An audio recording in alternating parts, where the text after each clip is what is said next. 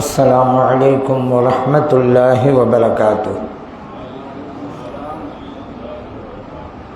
الحمد لله رب العالمين والصلاة والسلام على سيدنا محمد وعلى آله وصحبه أجمعين. وما توفيقي إلا بالله، لا حول ولا قوة إلا بالله العلي العظيم. سبحانك لا علم لنا إلا ما علمتنا إنك أنت العليم الحكيم.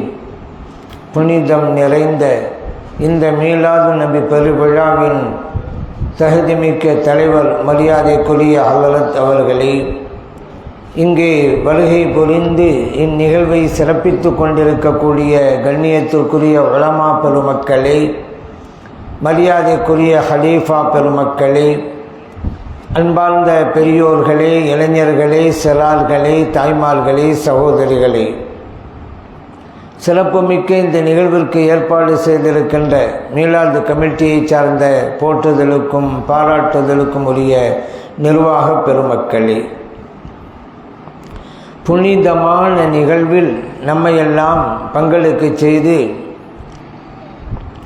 நல்லதை சொல்லவும் கேட்கவும் வாய்ப்பளித்த எல்லாம் வல்ல இறைவனை போற்றி புகழ்ந்து எனதுரையை தொடங்குகின்றேன்.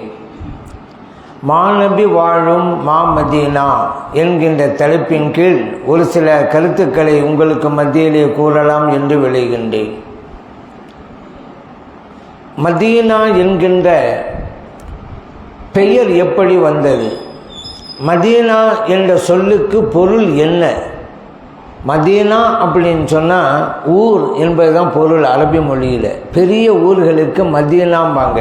நம்ம டவுன் சிட்டி அப்படின்னு சொல்கிறோம் அல்லவா, அது அரபி மொழியில் சொல்கிறதா இருந்தால் மதீனான்னு சொல்லணும். அப்போ மதீனாண்டா ஊர். இங்கே உலகத்தில் எத்தனையோ ஊர்கள் உண்டு, கோடான கோடி ஊர்கள் உண்டு. ஒவ்வொரு ஊருக்கும் ஒரு பெயரும் உண்டு. ஆனால் ஒரு ஊரின் பெயரே ஊர் என்று கேள்விப்பட்டிருக்கீங்களா? அது மதீனாவுக்கு மட்டும்தான். அந்த ஊருக்கு பேரே ஊருங்க. மதீனாண்டா ஊர். ஒரு மனிதனின் பெயரே மனிதன் வச்ச மாதிரி. அப்போ ஒரு ஊர் என்றால் என்னென்ன தகுதியும் சிறப்பும் பெருமையும் புனிதமும் இருக்க வேண்டுமோ அத்தனையும் உள்ளடங்கிய ஊர் தான் மதீனா. அப்படிங்கிறதுக்காகத்தான் அல்லாஹு தஆலா அந்த ஊருக்கு மதீனான்னு பேர் சுட்டிட்டான். அப்போ இந்த பேர் எப்படி வந்துச்சு? ஆரம்பத்தில் மதீனா பேர் இல்லை. ஸல்லல்லாஹு அலைஹி வஸல்லம் அவர்கள் அந்த ஊருக்கு போகிறதுக்கு முன்னால் மதீனாங்கிற பேர் அந்த ஊருக்கு கிடையாது. அந்த ஊரின் பெயர் யஸ்ரிபி அப்படிங்கிறது தான். யஸ்ரிப்னா என்ன அர்த்தம்? நாசம் அப்படின்னு அர்த்தம். நபி ஸல்லல்லாஹு அலைஹி வஸல்லம் அவர்கள் அங்கே போனதுக்கு பின்னால் மக்கள் எல்லாம் அந்த ஊரை மதீனத்தின் நபின்னு அழைக்க ஆரம்பித்தாங்க. நபி ஸல்லல்லாஹு அலைஹி வஸல்லம் அவர்களுடைய ஊர். எங்கே போகிறீங்க? நபி ஸல்லல்லாஹு அலைஹி வஸல்லம் ஊருக்கு போகிறாங்க அப்படி சொல்லுவாங்க. மதீனத்து நபியில் அதான் அர்த்தம். நாளடைவில் அந்த நபிங்கிற வார்த்தை போய் மதீனா என்றாகிவிட்டது, ஊர் என்றாகிவிட்டது. ஒரு ஊரின் பெயரே ஊர். நபி ஸல்லல்லாஹு அலைஹி வஸல்லம் அவங்க சொல்கிறாங்க, இந்த ஊருக்கு அல்லாஹு தஆலா தாபா என்று பெயர் சொல்லிட்டான்ங்கிறாங்க. முஸ்லீமில் பதிவு செய்யப்பட்ட ஹதீஸ். தாபான்னு என்ன அர்த்தம்? நறுமணம் மிக்கதுன்னு அர்த்தம். தாபா தொய்பா எல்லாம் மதீனாவுக்குள்ள பேர் தான். இந்த சிறுமிகள் எல்லாம் பாட்டு படித்து கேள்விப்பட்டிருப்பீங்க. யா தொய்பா யா தொய்பான்னு சின்ன பிள்ளைலாம் படிப்பாங்கள்ல சிறுமிகள். மதீனாவே மதீனாவேன்னு அர்த்தம் இருக்குது. தொய்பாண்டா மதீனா, தாபாண்டா மதீனா. தொய்பா தாபா அர்த்தம் நறுமான வாசம். இப்போ பாருங்க, நபி ஸல்லல்லாஹு அலைஹி வஸல்லம் அவர்கள் போனதுக்கு முன்னால் அந்த ஊர் யஸ்ரிப் நாசம் என்று இருந்தது. நபி ஸல்லல்லாஹு அலைஹி வஸல்லம் அவர்கள் அங்கே போனதுக்கு பின்னால் தாபா நறுமான வாசம் என்ற பெயரை பெற்றுவிட்டது. இது ஸல்லல்லாஹு அலைஹி வஸல்லம் அவருடைய வருகையால் அந்த ஊருக்கு கிடைத்த பெருமை. அதனால தான் பெரியவங்களாம் சொல்லுவாங்க, உங்களுடைய உள்ளங்களை மதீனாக்களாக ஆக்கி வச்சுக்கிறங்க, யஸ்ரிப்களாக ஆக்காதீங்க அப்படிம்பாங்க பெரியவங்கள்லாம். அப்படின்னா என்ன அர்த்தம்? மதீனாண்டா நபி ஸல்லல்லாஹு அலைஹி வஸல்லம் அவர்கள் குடியேறிய ஊர். அவர்கள் குடி ஏறாமல் அங்கே போகிறதுக்கு முன்னால் அந்த ஊருக்கு பேர் யஸ்ரிப். அப்போ நம்மளோட உள்ளங்கள் ஸல்லல்லாஹு அலைஹி வஸல்லம் அவர்கள் குடியேறி இருந்தால் மதீனாக்கள், நபி ஸல்லல்லாஹு அலைஹி வஸல்லம் அவர்கள் நம்ம உள்ளத்தில் குடியேறலன்னு வைங்க, எஸ்ரிபு நம்மளுடைய உள்ளம். அதனால தான் சொல்லுவாங்க, உங்களுடைய உள்ளங்கள் மதீனாக்களாக இருக்கட்டும், எஸ்ரிபுகளாக இருக்க வேண்டாம். அப்போ ஸல்லல்லாஹு அலைஹி வஸல்லம் அவர்களை நம்முடைய உள்ளங்களில் குடியிருக்க வைக்க வேண்டும், நம்முடைய உள்ளங்களில் இருக்க வைக்க வேண்டும் என்பதற்காகத்தான் இதை இப்படி சொல்லுவாங்க. அதே போல் மஸ்ஜிது நபவி, அந்த மதீனா ஷரீஃபில் இருக்கக்கூடிய சிறப்புகள் நிறைய இருக்குதுங்க. நபி ஸல்லல்லாஹு அலைஹி வஸல்லம் அவர்கள் அந்த ஊருடைய பெயரை கூட புனிதமாக சொல்லி அந்த ஊருக்கு என்னென்ன சிறப்புகள் உண்டு அப்படிங்கிறத நிறைய ஹதீஸ் மூலம் சொல்லி காட்டாங்க. இன்னும் என்ன தெரியுமா, அஜுவா பேருக்கு மூலம் கேள்விப்பட்டிருப்பீங்க. அஜுவா பேருக்கு தான் பார்க்கறது சின்ன பழமாக தான் இருக்கும். ஆனால் மக்கா மதீனாவில் அதுக்கு தான் விலை அதிகம். மற்ற பழங்கள்லாம் விலை கம்மி இருக்குது, விலை அதிகமானது இருக்குது. இப்போ அம்பர்னு சொல்லுவாங்க, விலை அதிகமானது தான். இப்படி சில பழங்கள் உண்டு. மஜ்தூல் அப்படின்னு ஒரு பழம் இருக்குது, அதெல்லாம் பெருசாக இருக்கும். 2 பழம் சாப்பிட்டால் வயிறு நிறைஞ்சிடும்.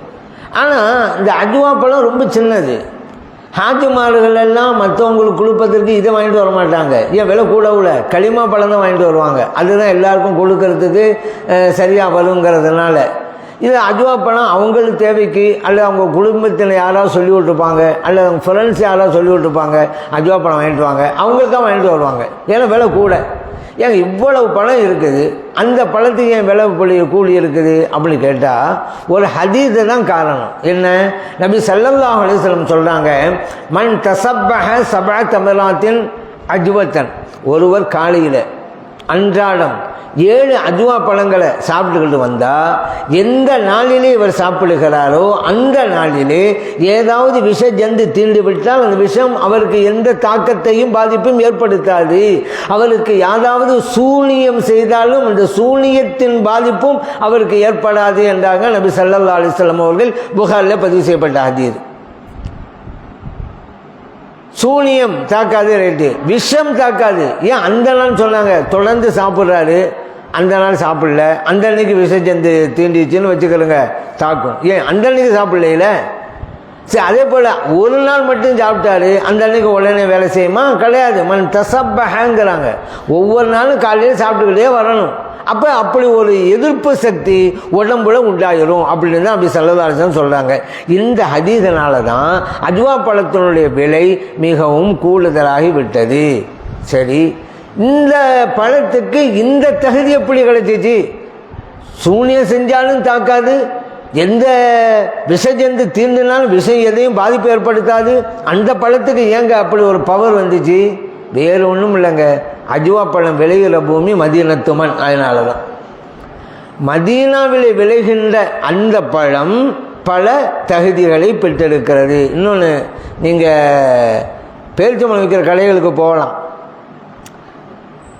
பேரிச்சம்பழ தோட்டம்னு உங்களுக்கு கூட்டிகிட்டு போவாங்க. இந்த உம்ராக்கெல்லாம் கூட்டிகிட்டு போகிறாங்கல்ல, ஒரு நாள் கூட்டிகிட்டே போய் காமிப்பாங்க எல்லாத்தையும். மஸ்ஜித் குபா, கிப்லத்தைன் மஸ்ஜிது, அதுபோல் உஹது, ஹந்தக்கு, அதுபோல் பேரிச்சம்பழ தோட்டம் அப்படின்னு கூட்டிகிட்டு போவாங்க ஒரு இடத்துல. அங்கே போனால் தெரியும். அங்கே பேரிச்சம்பழ தோட்டத்தில் அந்த தோட்டமெல்லாம் எப்படி இருக்கும் அப்படின்னு பார்த்துக்கலாம். அவ்வளோ பேரிச்சம்பழமாக இருக்கும், காய்ச்சி தொங்கும், பார்த்துக்கலாம். அதில் உள்ளுக்கு ஒரு பெரிய ஒரு கடை ஒன்று வச்சுருப்பாங்க. பேரித்தம்பழத்துடைய வகைகளாக போகிறவங்களாம் அங்கே வாங்கிட்டு வருவாங்க. அங்கே போனால் ஒரு வருஷ அஜ்வா பழம் ஒரு விலை போட்டிருக்கு. அதுக்கு ஏற்ற திசையில் அஜ்வா பழம் வேறு விலை போட்டிருக்கு, 10 ரியால் கூட இருக்குது அங்கே. நான் கேட்டேன், ஏங்க இதுவும் அஜ்வா தான், விலை கம்மியாக இருக்குது, நீ இங்கே வந்து கூட ஒரே கடை என்ன கேட்டால் அவங்க என்ன சொன்னாங்க, அது மதீனாவுக்கு வெளியிலே விளைஞ்சது, இது மதீனாவில் விளைஞ்சது, அதனால் விலை கூட. அந்த மதீனத்து மண்ணில் விளைஞ்சால் அதுக்கு ஒரு பவர். அப்போ நபி ஸல்லல்லாஹு அலைஹி வஸல்லம் அவர்கள் அந்த ஊருடைய பெருமையை அப்படியெல்லாம் சொல்லி காட்டினார்கள். இன்னும் அந்த ஊரில் பெருமையெல்லாம் இருக்குது. நபி ஸல்லல்லாஹு அலைஹி வஸல்லம் அவர்கள் அந்த ஊருக்கு நிறைய துஆக்கள் செஞ்சுருக்கிறாங்கங்க. அந்த அரபு மக்களுக்கு மத்தியில் ஒரு பழக்கம் இருந்துச்சு மதீனாவில். முதலாக பேரிச்சம்பழம் கனியை காய்ச்சிச்சுன்னு வச்சுக்கிறோங்களேன், அந்த கனி அப்படியே எடுத்துக்கொண்டு நபி ஸல்லல்லாஹு அலைஹி வஸல்லம் வந்து கொடுப்பாங்க பரக்கத்துக்கு. முதலாவது காய்ச்சி இருக்கு, அதுதான் ஃபஸ்ட்டு, அது கொண்டு கொடுத்துருவாங்க. நபி ஸல்லல்லாஹு அலைஹி வஸல்லம் அதை வாங்குவாங்க, துவா செய்வாங்க. அந்த துவா தான் இன்றைக்கி மதீனாவிலே மிகப்பெரிய தாக்கத்தையும் மிகப்பெரிய நன்மையையும் கொடுத்து கொண்டிருக்கிறது. என்னது மதுவா? அல்லாஹும்ம பாரிக் லனா ஃபீ ஸமரினா, யா அல்லாஹ் இந்த பழத்திலே எங்களுக்கு பரக்கத்தை செய்வாயாக. அல்லாஹும்ம பாரிக் லனா ஃபீ மதீனத்தினா, யா அல்லாஹ் இந்த மதீனாவுக்கு நீ பரக்கத் செய்வாயாக. அல்லாஹும்ம பாரிக் லனா ஃபீ சாயினா, யா அல்லாஹ் நாங்கள் அளக்கிற அளவைகளில் நீ பரக்கத்தை செய்வாயாக. அப்படிலாம் துவா செஞ்சுட்டு அந்த சபையில் யாரோ சின்ன பிள்ளை உட்காந்துருப்பாங்கல்ல, அவங்கள கூப்பிட்டு அந்த பழத்தை கொடுப்பாங்க, சாப்பிடு அப்படின்னு. முஸ்லிமிலே பதிவு செய்யப்பட்ட ஹதீஸ். இன்னைக்கு மதீனா போல சிறப்புகளை அடைந்திருக்கிறது என்றால் நபி ஸல்லல்லாஹு அலைஹி வஸல்லம் அவருடைய துஆக்களை வாங்கி இருக்கிறது அந்த ஊருக்கே பரக்கத். அதனால தான் அந்த ஊரில் இருக்கிறத பெரியவர்கள்லாம் ரொம்ப ரொம்ப விரும்புவாங்க. இந்த உம்ரா இந்த டிராவல்ஸுக்காரன் கூட்டிகிட்டு போனால் ஒரு 3 நாள் 4 நாள் தான் தங்க வைப்பாங்க, ஒரு 9 நாள் மக்களை தங்க வச்சுருவாங்க. ஆனால் இந்த ஆஷிகீன்கள் இருப்பாங்கள்ல, ஸல்லல்லாஹு அலைஹி வஸல்லம் மஹப்பத் செஞ்சுங்க, 3 நாள் தானே 4 நாள் தானே, இங்கே ஒரு வாரமாக தங்கி வைக்கக்கூடாதா என்று ஆசைப்படுவாங்க. ஏன்னா அவ்வளோ புனிதமான மண் அது.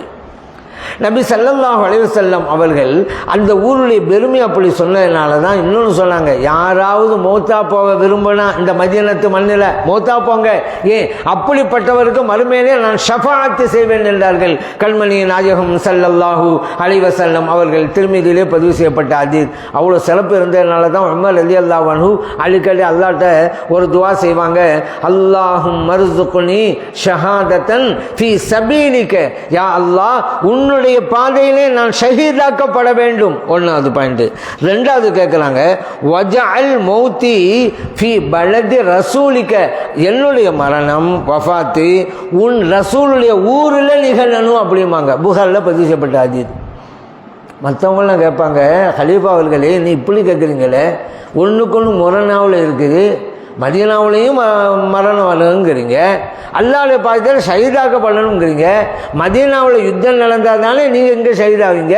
மதீனாவுக்குள்ளே போர் நடக்காதுல்ல, போர் நடந்தால் வெளியில் தான் நடக்கும். ஒன்றுக்கொன்று முரணாவில் இருக்குது. உமர் ரலியல்லாஹு சொன்னாங்க, அல்லாஹ் நாடுனா எனக்கு கொடுப்பான்ட்டாங்க. கடைசி அப்படி தான் நடந்துச்சு. அவங்க தொழில் இருக்கும்போது தானே ஷஹீதாக்கப்பட்டாங்க, ஒரு எதிரியால் குத்தப்பட்டு.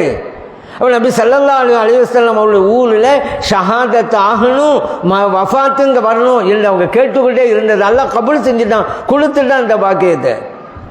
இது புகாரில் பதிவு செய்யப்பட்ட ஹதீஸ் தான் கேட்டுவா. ஏன் அவங்கெல்லாம் விரும்பினாங்க? அந்த மண் எத்தனை சீதேவிகள் இப்போலாம் முடியாது. அந்த காலத்துலலாம் மதீனா சரி போனாங்க, அங்கே உட்காந்துருவாங்க, ஊருக்கு வர்றதில்லை.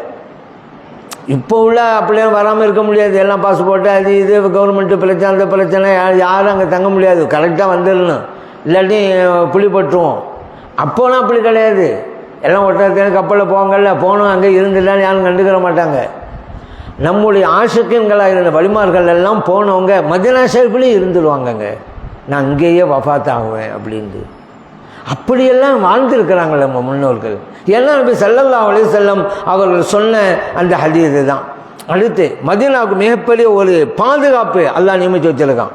நபி ஸல்லல்லாஹு அலைஹி வஸல்லம் சொன்னாங்க, இந்த மதீனாவின் எல்லையிலே மலக்குமார்கள், பாதுகாவலர் மலக்குமார்கள் இருக்கிறாங்க, அதனால இந்த ஊருக்குள்ளே தஜ்ஜாலும் வரமாட்டான், எந்த காலரா நோயும் நுழையாது என்றார்கள் நபிகள் நாயகம் ஸல்லல்லாஹு அலைஹி வஸல்லம் அவர்கள். புகாரிலே பதிவு செய்யப்பட்ட அது எவ்வளோ பெரிய தான் அல்லாஹ்வுடைய ரசூல் அப்படிங்கிறத அவங்க உறுதியாக இருந்திருந்தால் அந்த வார்த்தையை சொல்லியிருக்க முடியும். பார்த்துக்கிறேங்க, சிலதான் சொல்கிறாங்கல்ல, இப்போ வேறு ஆளாக இருந்தாக்கா சொல்லிட்டு பயப்படுவார். ஏன்னு நம்ம சொல்லிட்டோம், அடுத்த வருஷத்துக்கு கால நோய் வந்துட்டாக்க நம்ம சொன்னது பொய்யாருமேண்டு. இப்போ நபி ஸல்லல்லாஹு அலைஹி வஸல்லம் அவர்கள் எவ்வளோ உறுதியாக சொல்லியிருப்பாங்க. சொன்னதுக்கு பிறகு எத்தனை வருஷம் மதீனாவில் இருந்தாங்க. சப்போஸ் கால நோய் வந்துட்டாக்கா அவங்க உண்மை ரசூல் இல்லைன்னாங்க ஆகும். அப்போ ஆனால் இந்த ஊரில் காலரா நோய் வராது என்று திறம்பட, தஜ்ஜாலாவது கடைசி காலத்தில் வர்றவன், ஆனால் கால நோய்ங்கிறது அன்றாடம் ஒவ்வொரு வருஷமும் எல்லா நாடுகளிலும் ஏற்பட்டுக்கிட்டு தான் இருக்கும். எவ்வளவு தைரியம் இருந்தால் செலான்னு சொல்லியிருப்பாங்க. ஏன், நான் அல்லாஹ்வுடைய ரசூல் அப்படிங்கிறதுல அவர்கள் மிகப்பெரிய உறுதியாக இருந்ததுனால தான் சொல்ல முடிந்தது, இல்லாத முடியாது. அந்த மதீனா நகரிலே ஒரு பள்ளிவாசல் இருக்கிறது, அதுதான் மஸ்ஜிதுல் நபவி என்று சொல்லுவாங்க. மஸ்ஜிதுல் நபவி நபி ஸல்லல்லாஹு அலைஹி வஸல்லம் அவர்களால் கட்டப்பட்ட பள்ளிவாசல் அர்த்தம். நம்முடைய இஸ்லாமிய மார்க்கத்தில் 2வது பள்ளி அந்த பள்ளி. முதல் பள்ளி குபா பள்ளிவாசல், மஸ்ஜித் குபா. நம்ம மார்க்கத்தில் உலகம்னு எடுத்துக்கிட்டால் முதல் பள்ளிவாசல் காபா இருக்கிற பள்ளிவாசல் தான். இது அல்லாஹ் குர்ஆன் சொல்லிட்டான். இன்ன அவ்வள பைத்தின் உதிஅ லின்னாஸி லல்லதீ பிபக்கா, மக்கள் வணங்க வேண்டும் என்பதற்காக முதலாக ஏற்படுத்தி கொடுக்கப்பட்ட பள்ளிவாசல் மக்காவில் இருக்கக்கூடிய பள்ளிவாசல் எல்லாம் சொல்லி அதான் ஃபஸ்ட்டு. ரெண்டாவது பள்ளி பைத்துல் முகத்தஸ்.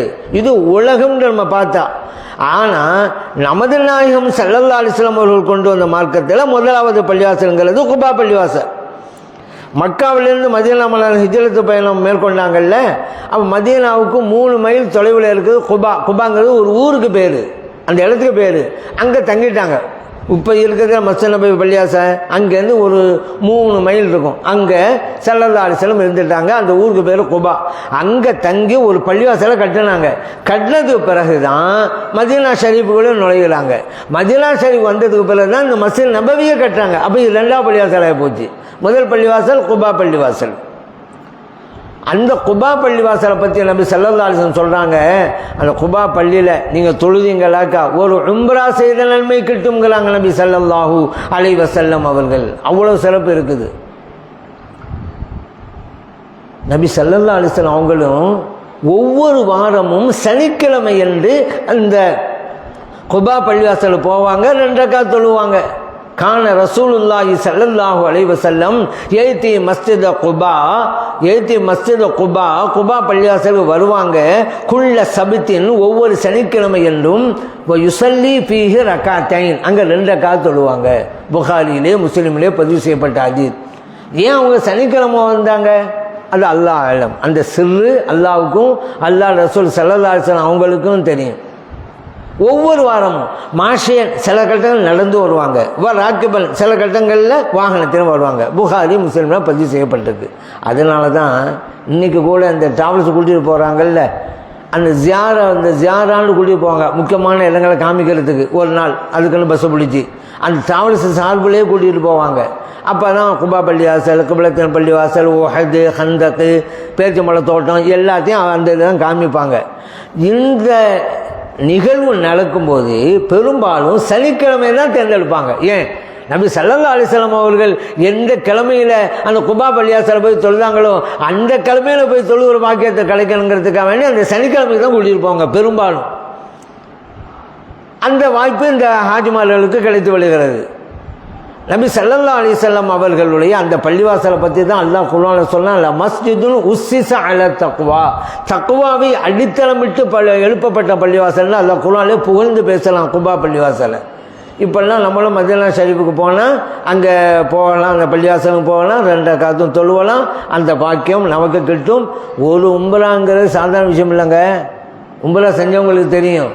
இங்கேருந்து ஏலம் கட்டிட்டு போகிறாங்கல்ல, அங்கே போன பிறகு தவாஃப் செய்யணும், அப்புறம் சை செய்யணும், அப்புறம் தலைமுறை இறக்கணும். இந்த சை செய்கிறது அதேபோல் தவாஃப் செய்கிறது சாதாரண உண்டா? பல கிலோமீட்டருக்கு அளவுக்கு நடக்கணுங்க அந்த கூட்டத்தில். எவ்வளோ சிரமம். ஆனால் குபா பள்ளி வாசல் போங்க, 2 ரக்காத் தொழுவுங்க, உம்ரா செய்ய நம்ம கிடைச்சிருது. அந்த பள்ளி எவ்வளோ சிறப்பு பெரியதாக இருந்தால் இந்த உம்ராவுடைய நிலைமை நமக்கு கிடைக்கும் அப்படிங்கிறதையும் நம்ம யோசித்து பார்க்கணும். அதே போல் அந்த மஸ்ஜித் நபவிக்குள்ளே ஒரு ரவுலா, சொர்க்கம், இந்த உலகத்திலே சொர்க்கம் பார்க்கணுங்க ஆசைப்படுறீங்களா? போங்க மதீனா மஸ்ஜித் நபவிக்கு போங்க, ரவுலாவுக்கு போய் பாருங்கள், பார்த்துடுங்க சொர்க்கத்தை. நபி ஸல்லல்லாஹு அலைஹி வஸல்லம் சொல்கிறாங்க, மா பைன பைத்தி வ மிம்பரி ரவுலத்தும் மின் ரியாதில் ஜன்னா, என் வீட்டுக்கும் மிம்பர் படிக்கும் மத்தியில் இருக்கக்கூடிய இடம் சொர்க்கத்தின் பூந்தோட்டங்களில் ஒரு தோட்டம் அப்படின்னாங்க. புகாரிலே பதிவு செய்யப்பட்ட ஹதீஸ். இமாம் நவவி ரஹ்மத்துல்லாஹி அலைஹி சொல்கிறாங்க, இந்த இடம் பெயர்க்கப்பட்டு நாளை மறுமையிலே சொர்க்கத்திலே கொண்டு போய் வைக்கப்படும் அப்படிங்கிறாங்க.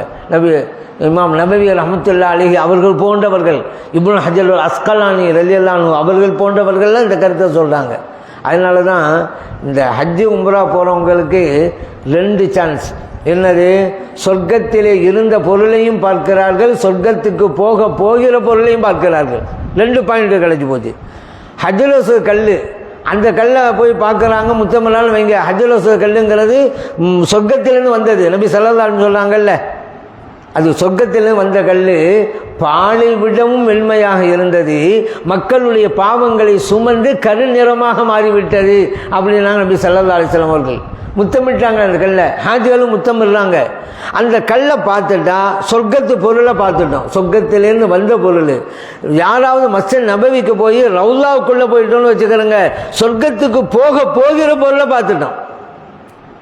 அப்படி ஒரு பாக்கியம் நமக்கு கிடைக்கிறது. அப்போலாம் யாரும் எந்த நேரமும் போகலாம். கொரோனாவுக்கு முன்னால், இந்த கொரோனாவுக்கு பிறகு நம்ம நினச்ச நேரத்தில் போக முடியாதுங்க. எங்கே அந்த ரவுலாவுக்கு, மஸ்ஜித் நபவிக்குள்ளே போகலாம், எப்போ வேண்டாலும் நீங்கள் போகலாம். இந்த ரவுலான்னு குறிப்பிட்ட இடம் இருக்க, அங்கே நீங்கள் யாரும் நினச்சாலும் பார்க்க முடியாது, பாஸ் வாங்கிட்டு தான் போகணும். கவர்மெண்ட்டு அப்படி வச்சிருச்சு. ஒரு பயணத்துக்கு போனால் ஒரு தடவை தான் பாஸு. அந்த பாஸை போனோம்னா உள்ளுக்கு அனுமதிக்கிறாங்க, அந்த குரூப்பாக தான் அனுமதிக்கிறாங்க. அங்கே உள்ளுக்கு போனால் ராகத்தாக இருக்கலாம். பாஸ் வாங்கிட்டு ஒரு தடவை போனாலும் நிம்மதியாக போயிட்டு வரலாம். இதுக்கு முன்னாலேலாம் எல்லா நேரம் போவாங்களே, எல்லாம் கூட்டம் போனால் அங்கே நிம்மதியாக இருக்க முடியாது, தொழ முடியாது, ஏன் கூட்டம். இப்போ அப்படி இல்லை, குறிப்பிட்ட பேர் அனுப்புகிறாங்க. அழகாக ஒரு 1/4 மணி நேரம் தரலான்னு வைங்க, நல்லா உட்காரலாம், தொழுவலாம், துவா செய்யலாம், திக்ர் செய்யலாம், அந்த 1/4 மணி நேரம் அளவுக்கு. அப்படி ஒரு ராகத்து இதில் கிடைக்குது. அந்த ரவுலா சொர்க்கத்தின் பூந்தோட்டம் மஸ்ஜித் நபவிக்குள் தான் இருக்கிறது என்பதையும் நாம் அறிந்து கொள்ள வேண்டும். அதே போல் அந்த மஸ்ஜித் நபவிக்குள்ளே தான் 3 பேர்களுடைய கபறுகள் உண்டு. நபி ஸல்லல்லாஹு அலைஹி வஸல்லம், அபூபக்கர் சித்திக் ரலியல்லாஹு அன்ஹு, ஹஜ்ரத் உமர் ரலியல்லாஹு, 3 பேருடைய கபர் இருக்குது. அதுக்கெல்லாம் எப்போ வேண்டுமானாலும் போகலாம். உள்ளே நுழைஞ்சி போய் சலாம் சொல்லிவிட்டு அப்படியே வெளியே வந்துடலாம். 24 hours நீங்கள் போய்கிட்டே இருக்கலாம், அதுக்கு எந்த தலையும் கிடையாது. எப்படி அந்த 3 பேருடைய கபர் இருக்குது அப்படின்னு கேட்டால்,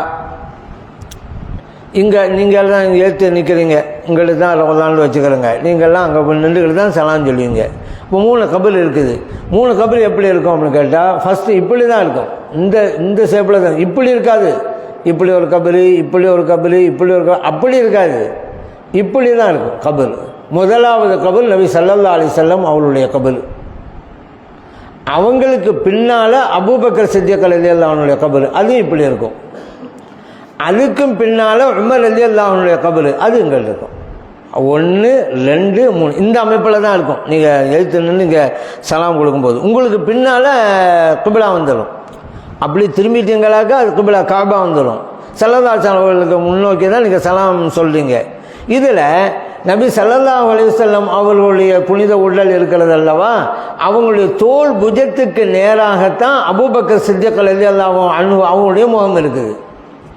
அபூபக்கர் சித்திக் ரலியல்லாஹு அன்ஹு அவருடைய தோல் புஜத்துக்கு நேராகத்தான் உமர் ரலியல்லாஹு அன்ஹுடைய முகம் இருக்குது. அதனால தான் அங்கே போய் நின்று சலாம் சொல்லும் பொழுது ஃபஸ்ட்டு ஸல்லல்லாஹு அலைஹி வஸல்லம் சலாம் சொல்லிடுவாங்க. அங்கேருந்து 1 முழம் தள்ளி அபூபக்கர் சித்திக் ரலியல்லாஹு அன்ஹு அவங்களுக்கு சலாம் சொல்லுவாங்க. அங்கேருந்து 1 முழம் தள்ளி உமர் ரலியல்லாஹு அன்ஹுவுக்கு சலாம் சொல்லுவாங்க. அங்கே வந்து ஓட்டை இருக்கும், அது வச்சு கண்டுபிடிச்சோம். பெரிய ஓட்டையாக இருக்கும், அது ஸல்லல்லாஹு அலைஹி வஸல்லம் அவருடைய கபரை நோக்கி இருக்குது. அதுக்கு அடுத்து 1 முழம் தள்ளினவுடனே சின்னதாக ஒரு ஓட்டை, அது வந்து அபூபக்கர் சித்திக் ரலியல்லாஹு அன்ஹு முகம் இருக்கிற பகுதி. அதுக்கு அடுத்து கொஞ்சம் பகுதி உமர் ரலியல்லாஹு அன்ஹு முகம் இருக்கிற பகுதி. அந்த மாதிரி தான் நீங்கள் அங்கே சலாம் சொல்கிறீங்க. முக்கியமாக அந்த இடத்துல அங்கே எழுதி போட்டிருப்பாங்க மேலே ஆயத்து. நிறைய விஷயம் இருக்குங்க. அங்கே மஸ்ஜித் நபவியில் சுற்றிலும் துருக்கியர்கள் காலத்தில் தான் கட்டப்பட்டது. அவங்களும் சுன்னத் ஜமாத்துக்காரவங்க. ஸல்லல்லாஹு அலைஹி வஸல்லம் ரவுலா ஷரீஃபை சுற்றிலும் புருதா ஷரீஃபை எழுதி வச்சுருக்காங்கங்க. நமக்கு ஓதுறோம்ல புருதா ஷரீஃபு, அது எழுதி வச்சுருக்காங்க அங்கே. ஆனால் இந்த வஹாபி இப்போ இருக்கிற வஹாபி கவர்மெண்ட்டுனால ஒரே ஒரு அடியை மட்டும் அங்கங்கே விட்டுற, ஏன்னா அது பிரச்சனைக்குரிய அடியாக அவங்களுக்கு தெரியலை, விட்டுவிட்டு மற்ற எல்லாத்தையும் பச்சை பெயிண்டை வச்சு அடித்து வச்சுருக்காங்க.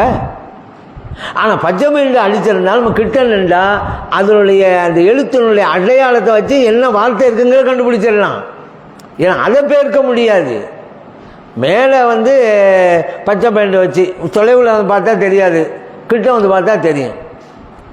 அப்போ உண்மையிலேயே புருதா ஷரீஃபு அங்கே எழுதப்பட்டிருக்கிறது ஸல்லல்லாஹு அலைஹி வஸல்லம் ரவுலா ஷரீஃபில். இன்னொரு விஷயம், அந்த இடத்துல ஒரு வசனமும் எழுதப்பட்டிருக்கும். யா அய்யுஹல்லதீன ஆமனு, இறை நம்பிக்கையாளர்களே, லா தர்ஃபஉ அஸ்வாத்தக்கும் ஃபௌக ஸௌத்தின் நபி, நபி ஸல்லல்லாஹு அலைஹி வஸல்லம் அவர்களுடைய சப்தத்துக்கு மேலே அவங்க சப்தத்தை உயர்த்தாதீங்க. வலா தஜ்ஹரு லஹு பில் கவுல் கஜஹரி பாலிக்கும் லி பாலின், உங்களுக்கு மத்தியில் நீங்கள் இறைந்து பேசுவீங்கல்ல அந்த மாதிரி சத்தமாக இறைந்தெல்லாம் பேசிடாதீங்க.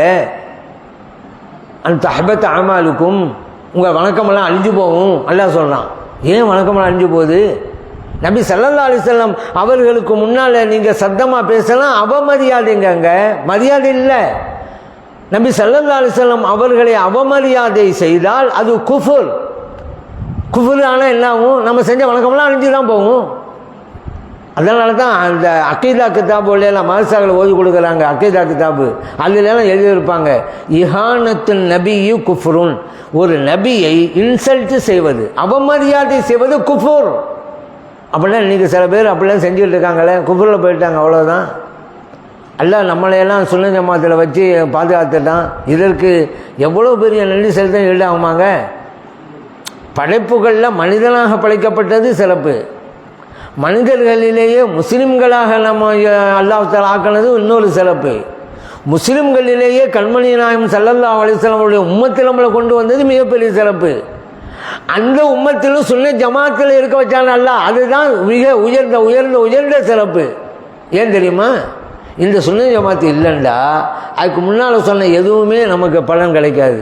நீங்கள் சுன்ன ஜமாத்து இல்லைன்னு வச்சுக்கிறோங்க, ஸல்லல்லாஹு அலைஹி வஸல்லம் உம்மத்தில் இருந்தேன், என்ன பிரயோஜனம்? சுன்ன ஜமாத்தை இல்லைன்னு வைங்க, நான் முஸ்லீமாக இருந்தேன், என்ன பிரயோஜனம்? நான் மனிதனாக இருந்தேன், என்ன பிரயோஜனம்?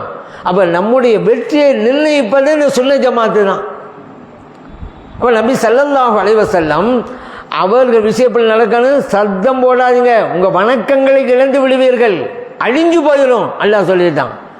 அதனால் இது அப்போ மட்டும் நினைக்கக்கூடாது, அதை உங்களுக்கு சொல்ல வர்றேன். ஸல்லல்லாஹு அலைஹி வஸல்லம் இருக்கும்போது அது அப்படி நினைச்சிடாதீங்க. இன்றைக்கும் அந்த சட்டம் தொடர்கிறது. எப்படின்னு தெரியுங்களா?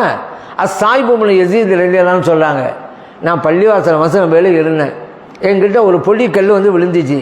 என்ன கல் விழுவதை யார் போட்டதுன்னு பார்த்தேன். ஹலீஃபா உமர் ரலியல்லாஹு இருந்தாங்க, என்னை கூப்பிட்டாங்க, கிட்ட போனேன். அங்கே 2 பேர் பேசிகிட்டு இருந்தாங்க சத்தமாக. அந்த 2 பேரும் என்கிட்ட கூட்டிகிட்டு வாங்க அப்படின்னாங்க. அந்த 2 பேரையும் கூட்டிகிட்டு வந்து உமர் ரலியல்லாஹு அவங்க முன்னால் நிப்பாட்டினேன். உமர் எல்லாம் கேட்டாங்க, மீன் நாயின் அனுத்துமா, நீங்கள் 2 பேரும் எங்கேருந்து வர்றீங்க? அவங்க 2 பேரும் சொன்னாங்க, நாங்கள் மீன தாயிஃப்லேருந்து வர்றோம். உமர் ரலியல்லாஹு சொன்னாங்க, நீங்கள் தாயிஃப் வாசிகள், வெளியூர் வாசிகள், அதனால் விடுறேன். லவ் குன்துமா மின் அஹ்லில் மதீனா, நீங்கள் மட்டும் இந்த மதீனத்து வாசிகளாக இருந்திருந்தால் லஅவுஜஅதுகுமா, உங்களுக்கு கடும் தண்டனை கொடுத்திருப்பேன். தர்ஃபஅனி அஸ்வாத்தகுமா ஃபி மஸ்ஜித் ரசூலில்லாஹி ஸல்லல்லாஹு அலைஹி வஸல்லம், இறைத்தூதர் ஸல்லல்லாஹு அலைஹி வஸல்லம் அவங்கள பள்ளியிலே இருந்துக்கிட்டா நீங்கள் சத்தம் போட்டு பேசுகிறீங்க. உமர் ரலியல்லாஹு கேட்டாங்க. இது புகாரிலே பதிவு செய்யப்பட்ட ஹதீஸ். நபி ஸல்லல்லாஹு அலைஹி வஸல்லம் அவருடைய தர்பாரில் இருந்தால் மெதுவாக தான் பேசணும். அன்றைக்கு மட்டுமல்ல, இன்னைக்கு அதே சட்டம். அதனால தான் இந்த தர்பாரில் அந்த வசனம் இன்றைக்கும் எழுதப்பட்டிருக்கிறது. இப்போ போனால் நீங்கள் பார்க்கலாம். ஏன் அந்த சட்டம் இன்னைக்கும் தொடருது. ஸல்லல்லாஹு அலைஹி வஸல்லம் அவங்க முன்னால் மதிப்போடும் மரியாதையோடும் நாம் நடந்து கொள்ள வேண்டும் அப்படின்னு சொன்னால் அங்கே கண்ணியம் மிக முக்கியம், அதபு முக்கியம், ஒழுக்கம் முக்கியம். உள்ளத்திலே ஒரு ஹுஷு பயபக்தியை கொண்டு வந்துட்டு தான் ஸல்லல்லாஹு அலைஹி வஸல்லம் அவங்களுக்கு சலாம் சொல்லணும். நம்ம கண்களுக்கு அவங்க தெரியலை, அவங்க கண்களுக்கு நாம் தெரிகிறோம், அவர்கள் நம்மை பார்க்கிறார்கள். அப்படி உணர்வுகளையும் கொண்டு வந்து தான் மரியாதையோடு பணிவோடு நம்ம சலாம் சொல்லணும். அப்படி தான் பெரியவங்கள்லாம் செஞ்சுருக்கிறாங்க. மாலிகமா ஹதீஸை நடத்துவாங்க. அங்கே மாலிகமா 4 மதஹப் இருக்குல்ல, அதில் ஒரு மதம் மாலிக் மதஹப். அந்த மாலிகமா ஹதீஸ் ஷரீஃபை பாடம் நடத்துவாங்க மஸ்ஜித் நபவியில். அப்போ என்ன தெரியுமா நடத்துவாங்க? எனக்கு இன்னார் சொன்னார், அவருக்கு அவர் சொன்னார், அவருக்கு அந்த சஹாபி சொன்னார்கள், அந்த சஹாபிக்கு இந்த கபரிலே மறைந்து வாழுகின்ற நபி ஸல்லல்லாஹு அலைஹி வஸல்லம் அவர்கள் சொன்னார்கள் அப்படின்னு சொல்லுவாங்க. கையை அந்த கபர் ஷரீஃபுக்கு மேலே வைப்பாங்க. எவ்வளோ உணர்வுபூர்வமான. நம்மளாம் என்ன செய்வோம்? அவருக்கு அவங்க சொன்னாங்க, இவங்க அறிவித்தாங்க, அவங்கள வச்சாங்க, சஹாபா பெருமக்கள் அறிவித்தாங்க, அவங்களுக்கு நபி ஸல்லல்லாஹு அலைஹி வஸல்லம் சொன்னாங்க அப்படின்னு சும்மா சொல்லிட்டு போவோம் வாய்ப்பாடு மாதிரி. ஆனால் மாலிகமா உணர்வுபூர்வமாக அந்த சஹாபிக்கு சொன்னது யார்? நபி ஸல்லல்லாஹு அலைஹி வஸல்லம் அப்படி சொல்லாமல் இங்கே இருக்கிறாங்கல்ல அவங்க சொன்னாங்க. இங்கே தான் சொல்லும் பொழுதும் கையை தங்களது கையை புனிதமான கபர் ஷரீஃபில் வைத்து சொல்வார்கள். அப்போ உணர்வு பூர்வமாக அந்த பெரியவங்கள்லாம் அங்கே நடந்தாங்க. கடமைக்கும் சடங்குக்கும் அல்ல அப்படிங்கிறத நம்ம புரிஞ்சுக்கிறோம். அதே போல் அந்த கபர் ஷரீஃப், அந்த கபூல் ஷரீஃபை ஜியாரத்து செய்வதற்காக இன்றைக்கி போகணும். ஸல்லல்லாஹு சொன்னாங்க, எனது மறைவுக்கு பிறகு ஒருவர் ஜியாரத்து செய்ய வந்தால் கஅன்னமா ஜாரனி ஃபி ஹயாத்தி, நான் இந்த உலகத்தில் இருக்கும்போது என்னை வந்து சந்தித்தா எப்படியோ அப்படி தான் அப்படின்ட்டாங்க நபி ஸல்லல்லாஹு அலைஹி வஸல்லம் அவர்கள். பைஹக்கியிலே, தபரானியிலே, தாரகுத்னியிலே பதிவு செய்யப்பட்ட ஹதீஸ். மேலும் நபி ஸல்லல்லாஹு அலைஹி வஸல்லம் சொன்னாங்க, ஒருவர் என்னை ஜியாரத்து செய்தால், ஹஜ்ஜி செஞ்சுட்டு என்னை ஜியாரத்து செய்வதற்கு வந்தால் என்னுடைய ஷஃபாஅத் அவருக்கு கடமையாகிவிட்டது என்றார்கள். இதுவும் தாரகுத்னி, பைஹக்கியிலே பதிவு செய்யப்பட்டிருக்கிறது. அப்போ நம்ம அங்கே போகிறதே எதுக்கு தான்? நம்ம மதீனா ஷரீஃபுக்கு போகிறதே கண்மணி நாயகம் ஸல்லல்லாஹு அலைஹி வஸல்லம் அவர்களை சந்திக்க தாங்க போகிறோம், அவங்களும் ஜியாரத் செய்ய போகிறோம். ஆனால் பேநசீபு, சில பேர் நசீப் இல்லாதவங்க இருக்காங்கல்ல, அவ்வளோலாம் என்ன சொல்லுவாங்க, நீங்கள் மதீனாவுக்கு போங்க, ஜியாரத்துக்குன்னு போகக்கூடாது, வேறு எதுங்க போகணும், அந்த பள்ளியாசலில் தொழுதா 1000 மடங்கு நன்மை கிடைக்கும்ல, அதுக்காண்டி நீங்கள் போங்க. போன இடத்துல அப்படி ஜியாரத்தை பண்ணிக்கிறங்க, ஆனால் நீங்கள் போகும்போதே ஜியாரத்துன்னு போகக்கூடாது. உண்மை புரியாத வஹாபிகள் நீங்கள் சொல்லிட்டு இருக்கிறாங்க, நசீபு இழந்தவர்கள். நான் கேட்டேன், ஏன்பா மக்காவில் ஹாஜர் வந்துட்டாங்க, அவங்க போகிறாங்க மதீனாவுக்கு, அந்த மஸ்ஜிதில் தொழுவதற்காகத்தான் போகணும்னு சொல்கிறேன், அது 1000 மடங்கு நன்மை கிடைக்கும், அதனால போகணும் அப்படிங்கிற. சரி, அங்கே போய் தொழுது 1000 மடங்கு தானே கிடைக்கும், ஒரு மக்காவில் தானே இருக்கிறாரு, அங்கே மஸ்ஜித் பள்ளியாசல் தொழுதா 1,00,000 மடங்கு நன்மை கிடைக்குமாங்க? லட்சத்தை விட்டு யாரும் 1000த்துக்கு போவாங்களா? ஏன் போகிற 1,00,000 விட்டு 1000த்துக்கு? அப்படி போகாத. அங்கே போகிறது எதுக்கு தெரியுமா? நபி ஸல்லல்லாஹு அலைஹி வஸல்லம் அவர்களுடைய ஜியாரத்துக்காக தான் நம்ம போகிறோம். ஏன்? அது புனிதமான கபர் அப்படிங்கிறதுனால. 3 பேருடைய கபர்கள் இருக்கிறது, 3 பேருடைய கபர்களும் உயரமாக இருந்தது. இது அபூதாவில் பதிவு செய்யப்பட்ட ஹதீஸ். இன்றைக்கி அதெல்லாம் பார்க்கக்கூடாது தான் மறைச்சி வச்சுருக்கிறாங்க, யாரும் பார்த்துடக்கூடாதான், இருட்டாக இருக்கும், நீங்கள் என்ன பார்த்தாலும் தெரியாது, உள்பகுதி இருட்டாக தான் இருக்கும், மறைச்சி வச்சுருக்காங்க. ஆனால் அபூதாவில் இருக்குது. ஸல்லல்லாஹு அலைஹி வஸல்லம் அவருடைய கபர் ஒட்டகத்திமிலை போல் உயர்ந்திருந்தது, புகாரியில் இருக்கிறது. அந்த கபரை நாம் சந்திக்க சென்று ஸல்லல்லாஹு அலைஹி வஸல்லம் அவர்களை வசீலா வைத்து அல்லாஹ்ட்ட நம்ம கேட்குறோம், உடனே கிடைக்குங்க. பிலால் இப்னு ஹாரிஸ் ரலியல்லாஹு அன்ஹு நமக்கு தெரியும், உமர் ரலியல்லாஹு அன்ஹு ஆட்சி காலம், கடுமையான பஞ்சம், மழை இல்லை, வந்தாங்க நபி ஸல்லல்லாஹு அலைஹி வஸல்லம் கபருக்கு. நீங்கள் வஹாபிகள்லாம் தர்காவுக்கு போகாதீங்க அப்படிங்கிறாங்க, அங்கே போய் கேட்காதீங்கிறாங்க. சஹாபிகள் கேட்டு இருக்கிறாங்க, ஸல்லல்லாஹு அலைஹி வஸல்லம் கபருக்கு வந்திருக்கிறாங்க. இஸ்தஸ்கீலி உம்மத்துக்கு யார சூழல்லான்னு கூப்பிட்டு, மழை கிடைக்காம கஷ்டப்படுறாங்க ஒரு உம்மத்து, மழை கிடைக்க ஏற்பாடு பண்ணுங்க என்று சொல்லிட்டு போயிடுறாங்க. அவங்களுடைய கனவுல கண்மணி நாயகம் ஸல்லல்லாஹு அலைஹி வஸல்லம் அவர்கள் வர்றாங்க. ஃபைன்னஹும் யுஸ்கவுன், மழை பொழியுங்கிற நற்செய்தியை சொல்கிறாங்க. உமர் ரலியல்லாஹு அன்ஹுக்கு நான் சலாம் சொன்னதாகவும் சொல்லுங்க அப்படின்னு சொல்கிறாங்க. அதுபோன்று மழையும் பொழிந்தது. இப்னு அபி ஷைபாவை பதிவு செய்யப்பட்ட ஹதீஸ். தனக்கு தேவை என்று வருகின்ற போது ஒரு சஹாபி ஸல்லல்லாஹு அலைஹி வஸல்லம் கபருக்கு வர்றாங்க. மார்க்கத்தில் ஆகுங்கிறதுனால தானே வந்தாங்க, மார்க்கத்திலேருந்து கூடாதுன்ற ஒரு சாபி வந்திருப்பாங்களா? மார்க்கம் நமக்கு 1400 வருஷத்துக்கு பின்னால் கிடைச்சிருக்குங்க. ஆனால் நபி ஸல்லல்லாஹு அலைஹி வஸல்லம் அவருக்கு முன்னால் மண்டியிட்டு இஸ்லாமிய பாடத்தை பயின்றவர்கள் தான் யார்? சஹாபா பெருமக்கள். அவங்க ஒன்று சொன்னாக்கா அது ஆதாரம் தானே, நடக்குதுல்ல. ஆனால் இன்றைக்கி என்ன அப்படின்டா, அவங்க ஜியாரத்து ஸல்லல்லாஹு கபருக்கு முன்னால் போவாங்கல்ல, போன உடனே இந்த போலீஸ் இருப்பாங்க, லா துவா சலாம் ஃபக்கத், யார்? அந்த போலீஸு எல்லாரையும் வலிச்சு விட்டு அங்கிட்டு துவா செய்கிறோம், அங்கிட்டான். ஏன்? கபிலா திசையை முன்னோக்கிறதால திரும்பி தானே முன்னோக்கணும், அதுக்காக வேண்டி அந்த பக்கம். ஏன்ப்பா என்னப்பா உங்களுடைய கொள்கை? ஐநமா தோல்லும் பதமாக வச்சு விடலான்னு எல்லாம் குர்ஆன்ல சொல்கிறான். நீங்கள் எங்கே திரும்பினாலும் அங்கே அல்லாஹ் இருக்கிறான்ட்டு ஒரு தடவை நம்ம எல்லாம் செலவா சொல்லிக் கொள்வோமா? ஸல்லல்லாஹு அலா முஹம்மத்.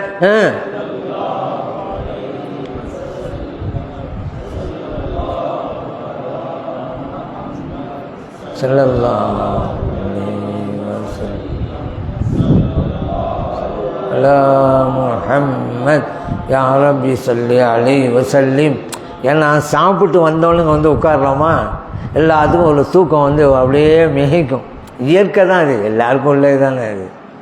சாப்பிட்டு வர்றோம், நல்ல ஒரு அழகான இடம் அப்படிங்கும்போது நம்மையும் அறியாமல் மிகைக்கும். அதுக்காக தான் ஒரு செலவாக சொல்லி இதாச்சு. சரி, இப்போது இந்த போலீஸு இருக்காங்கல்ல, அங்கே எல்லாம் இங்கே ஒரு ஆள் கையை எழுந்துட்டாலும் வச்சுக்கிறோங்க, உடனே விரட்டுறது. என்ன கொள்கை அவங்ககிட்ட? சரி நம்ம கேட்குறோம், அல்லாட்ட கேட்குறோம், அல்ல அங்கே கிப்லா மக்கள்கிட்ட தான் இருக்கிறானா, இப்படி திரும்பி அங்கிட்டு தான் கேட்கணுமா? என்னப்பா அல்லாஹ் குர்ஆன்ல ஐனமாத்துவல்லு ஃபதமா வச்சுள்ளாங்கிறான், நீங்கள் எங்கே திரும்பினாலும் அல்லாஹ் அங்கே இருக்கிறாங்கிறான். நீங்கள் என்னன்னாலும் அந்த திசையில் மட்டும் இருக்குதுங்கிறீங்க, திசையை வணங்குறீங்களா நீங்கள்? இதில் வேறு அவர் தான் தௌஹீத்வாதிகளாம். எல்லாரும் விரட்டுறது. சரி, விரட்டுறதுங்கிறது கூட்டம் வருது, அதனால் விரட்டாங்க. சரி, அப்படி விரட்டினாலும் மற்றவங்களாம் வர முடியும். இவங்களாம் அங்கே நின்றுக்கிட்டு இருந்தாங்க, பின்னால் உள்ளவங்களாம் எப்படி வர முடியும்? அது சரி. ஆனால் அங்கே கேட்கக்கூடாது. சரி, கையை உயர்த்தாமல் ஒரு ஆள் கேட்டால் ஒரு நாள் நினைச்ச முடியும். கையை உயர்த்தலை, கேட்குறாரு ரசூல் ஸல்லல்லாஹு அலைஹி அவங்கள்ட்ட, இப்படி என்ன செய்வேன்? என்ன இது? சரி, இப்போ அந்த இடத்துல மரியாதையோடு நடக்கணும். அந்த கபருக்கு ஒரு முக்கியத்துவம் உண்டு, அதுக்குண்டான கண்ணியமும். ஏன்னா ஆயிஷா சித்திகா ரலியல்லாஹு அன்ஹா அவங்கள்ட்ட சஹாபா மக்கள் போய் மழையெல்லாம் மக்கள் கஷ்டப்படுறாங்க, என்ன செய்யலாம்? ஆயிஷா சித்திகா ரலியல்லாஹு அன்ஹா சொன்னாங்க, உன்னுரு இலா கப்ரி நபி ஸல்லல்லாஹு அலைஹி வஸல்லம். அது ஏங்க இங்கே வந்து சொல்றீங்க? அங்கே போங்க, நபி ஸல்லல்லாஹு அலைஹி வஸல்லம் கபருக்கு போங்க. வஜஅலு மின்ஹு குவ்வத்தன் இலா ஸமா, அந்த கபருக்கும் வானத்துக்கும் மத்தியில் ஒரு இடைவெளியை ஏற்படுத்துங்க. சஹாபாக்கள் வந்தாங்க. அப்போலாம் மேலே கூரை தானே, கீற்று தானே, பனை அந்த ஈச்ச மரத்துடைய கீற்று தானே. இப்போ பில்டிங் இல்லையே, இப்போல்லாம் நம்ம கட்டுறோம் அந்த மாதிரி இல்லையே. அதனால அந்த ஈச்ச மரத்தினுடைய ஓலைகளை அப்படியே பிரித்து விட்டாங்க. மழை பெஞ்சிச்சு, எப்படி தெரியுமா? அந்த வேலை எல்லா இடம் செடிகளும் கொடிகளும் புற்களும் முளைக்க ஆரம்பிச்சிருச்சு. ஒட்டகங்கள்லாம் அதை சாப்பிட்டு கொளுத்து போச்சு. அதனால அந்த வருடத்துக்கு பேரே ஆமுல் ஃபத்தக், செழிப்பாண்டு, கொளுத்த ஆண்டு, அப்படி பேர் வந்துருச்சு. ஏன் எல்லா ஆடு மாடுகளும் கொளுத்து போச்சு, அப்படி மழை பெஞ்சு. இப்போ எது வசீலா? ஸல்லல்லாஹு அலைஹி வஸல்லம் கபரு. அதான் வஹாபிகள் சொல்றது, ஸல்லல்லாஹு அலைஹி வஸல்லம் அவர்கள் வசீலா அப்படிங்கிறத நீ பிரச்சனை பண்ணிக்கிட்டு இருக்கப்பா. அங்கே பாரு, ஸல்லல்லாஹு அலைஹி வஸல்லம் கூட தேவையில்லை, அவங்க கபரே போதும் மழை கிடைக்க.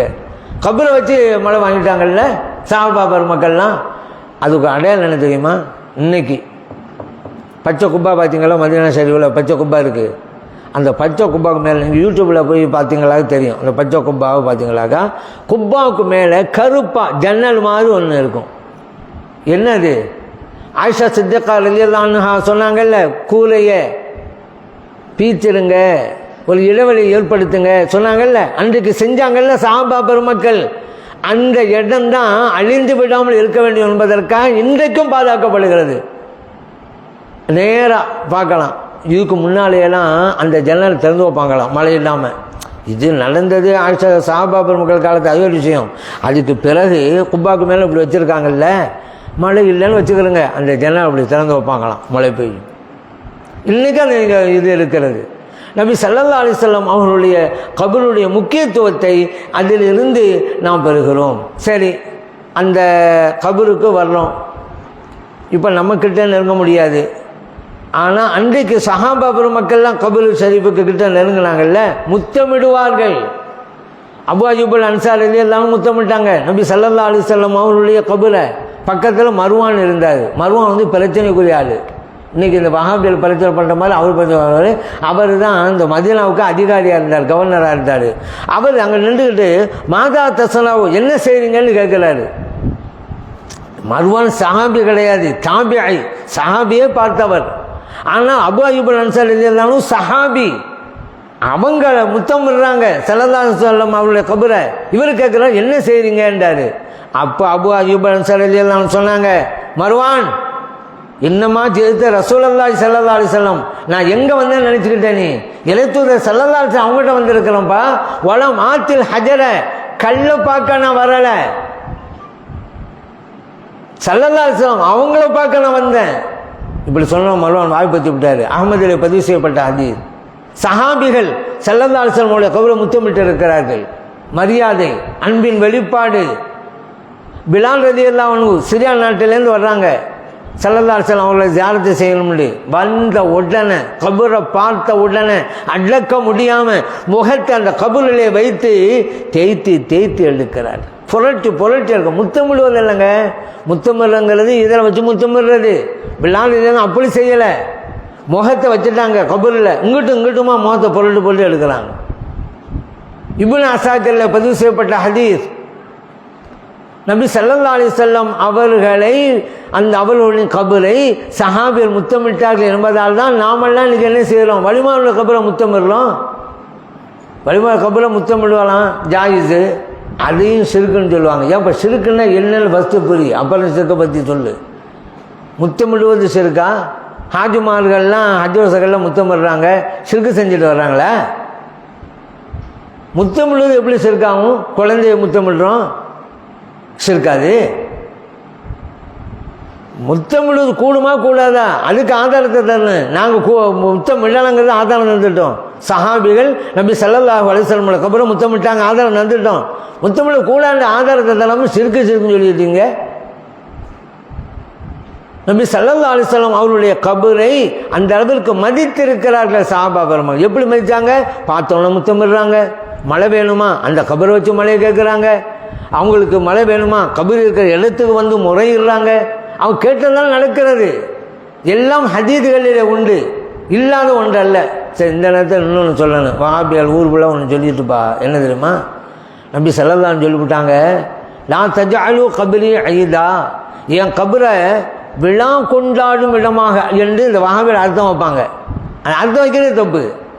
என் கபரை பெருநாளாக ஆக்காதீர்கள். அதான் இல்லை, ஈதுன்னா பெருநாள். ஹஜ் பெருநாள் என்ன செய்வோம்? ஈதுல் அல்ஹா அப்படிமோ. நோன்பு பெருநாள் என்ன சொல்லுவோம்? ஈதுல் ஃபித்ருமோ. ஈதுனா பெருநாள். என் கபரை பெருநாளாக ஆக்காதீர்கள்னு இருக்குது. இந்த வஹாபிகள் அப்பாவி இளைஞர் ஏமாத்துறதுக்கு விழா கொண்டாடும் இடமாக எங்கே பாருங்க அந்த அர்த்தம்? ஈதுக்கு அந்த அர்த்தம் எங்கே இருக்குது? பெருநாள் தானே. நடைமுறையில் பாமர்களுக்கும் தெரிஞ்சது தானே. எப்போ ஈது ஓரான்னு கேட்பாரு, நாளைக்கு ஈது அப்படின்னு கேட்பாங்க. எல்லாம் தெரிஞ்ச வார்த்தை. பெருநாளாக ஆக்காதீர்கள் சொன்னதும் உண்மைதான். அப்படி சொன்னது தான் கரெக்டு. இவங்க நெருங்கிற உலகம் சொல்கிறாங்க, என் கபரை நீங்கள் பெருநாளாக ஆக்காதீர்கள். இது அபூதால பதிவு செய்யப்பட்ட ஹதீஸ். ஏன்னு சொன்னாங்க ஸல்லல்லாஹு அலைஹி வஸல்லம்? பெருநாளுங்கிறது வருஷத்துக்கு எத்தனை தடவை வரும்? ஹஜ்ஜு பெருநாள் ஒரு தடவை வரும், நோம்பு பெருநாள் அது ஒரு தடவை வரும். மொத்தத்தில் பெருநாள் பார்த்துக்கிட்டா எத்தனை? 2 பெருநாள் அப்படி தானே வரும். என் கபரை பெருநாள் மாதிரி ஆக்கப்படாதீங்க. ஏதோ வருஷத்துக்கு ஒரு தடவை 2 தடவை வந்து போகிற இடம் மாதிரி ஆக்கிறாதுங்க. என் கபரை அன்றாடம் வருகின்ற இடமாக ஆக்குங்க. அன்றாடம் கூட பல தடவைகள் வந்துட்டு போங்க. அப்படிப்பட்ட இடம் அது.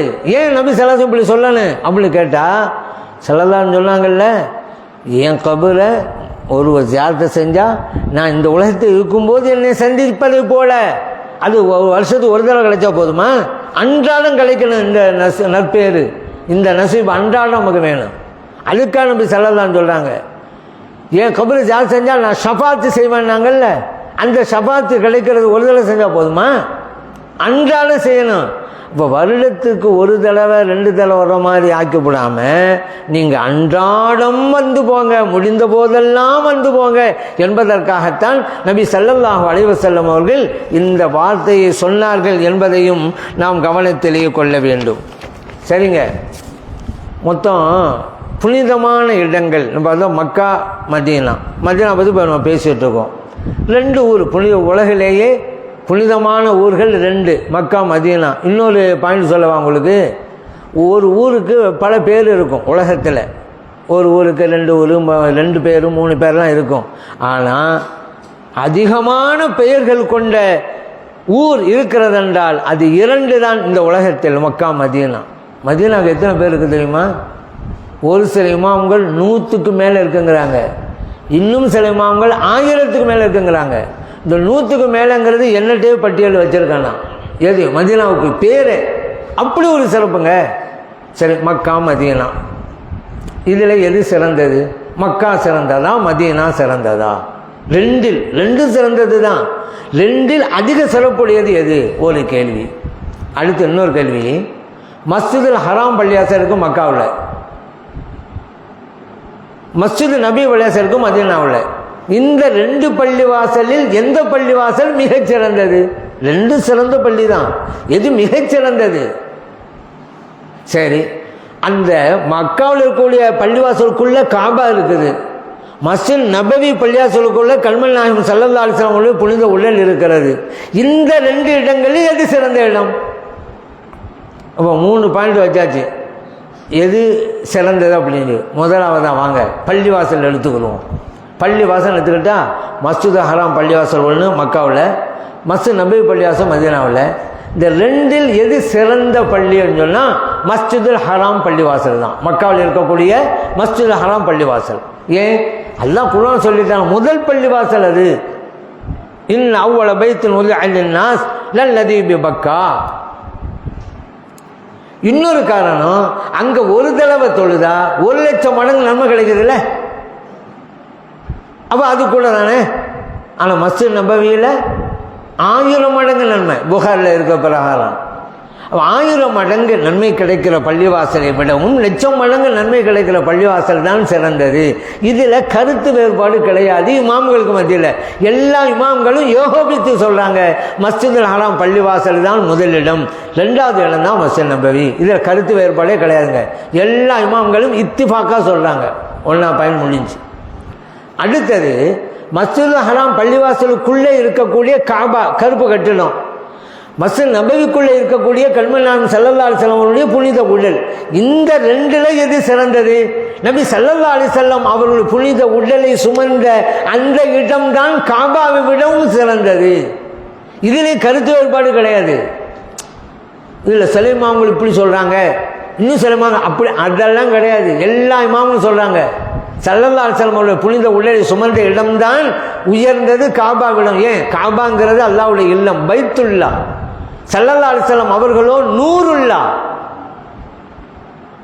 அல்லாஹ்வுடைய இல்லத்தை விடவும் அல்லாஹ்வுடைய பேரொளி தான் சிறந்தது. உயர்ந்த படைப்பு யாரு? நபி ஸல்லல்லாஹு அலைஹி வஸல்லம் அவங்க தானே. அப்போ உயர்ந்த படைப்பு இருக்கிற இடம் தானே சிறந்த இடமாக இருக்க முடியும். அதனால் இதில் எது சிறந்தது கேட்டால் ஸல்லல்லாஹு அலைஹி வஸல்லம் அவர் புனித உடலை சுமந்த இடம்தான். அடுத்துதான் காபா. இதிலும் கருத்து வேறுபாடே கிடையாது. வேறு எதுலங்க கருத்து வேறுபாடு? மக்கா மதீனா தான். மக்கா சிறந்ததா மதீனா சிறந்ததா அப்படின்னு வரும் பொழுது சில இமாம்கள் மக்கா சிறந்ததுங்கிறாங்க, அதுக்கு சில காரணங்களை சொல்கிறாங்க. இன்னும் சில இமாம்கள் மதீனா தான் சிறந்ததுங்கிறாங்க, அதுக்கு சில காரணங்களை சொல்கிறாங்க. அப்போ நபி ஸல்லல்லாஹு அலைஹி வஸல்லம் அவருடைய புனித உடலை சுமந்த இடம்தான் இந்த மண் உலகிலேயே சிறந்த இடம். அப்போ அங்கே போய் ஒரு தர்பார் நம்ம போய் நிற்கிறோம்னு சொன்னால் சிறந்த இடத்திற்கு நாம் வந்து விட்டோம் அப்படிங்கிற அந்த சிறப்பு நமக்கு கிடைக்கிறது. அதுபோல் மஸ்ஜிதுல் கிப்லத்தைன் அப்படின்னு ஒரு பள்ளியாசலுங்க, 2 கிபிலா பள்ளி. நம்ம பள்ளியாசல்லாம் ஒரு கிபிலா தான் இருக்கும், மேற்கு பக்கமாக தான் நம்ம தொழுகிறோம். ஆனால் மதீனா ஷரீஃபுக்கு போனீங்களாக்கா சில இடங்களில் காமிக்கிறாங்கல்ல 2 கிபிலா பள்ளியாசலும் உங்களை கூட்டிகிட்டு போவாங்க.